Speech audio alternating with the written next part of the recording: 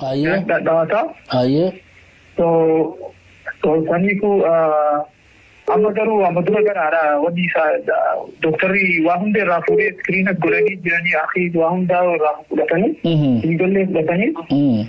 Still wadi sala dan bakane. So बस आइए maybe अगली गणवती अदनी बाफन लगे थी ज़्यादा बस आइए इंशाअल्लाह सो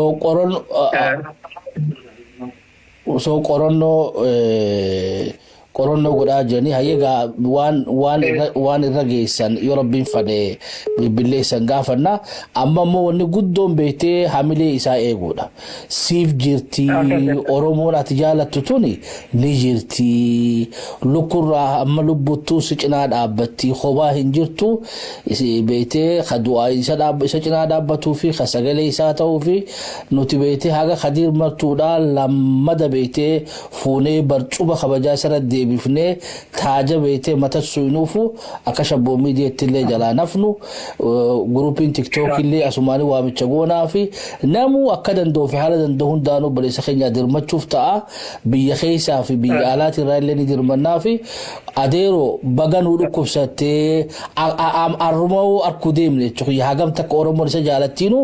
fatanaan guddoon takka tanaa chuqi atin tuni to gaafa inshallah rabbi je haga oromoo isa jaalattu isa inni subate fayyaan isaa ta dhugaa sanu deebiti jechuudha sabola ka ana qofa miti oromoo isa na jaalattiin tunuu fi fu khidina fayyaa jabduudhaati jechuudha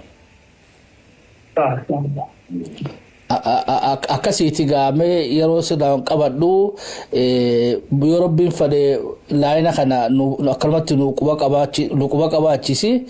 ka inshallah dhaabsi maayiidhaati oromoodhaa dabarsuu barbaaddu maaltu jira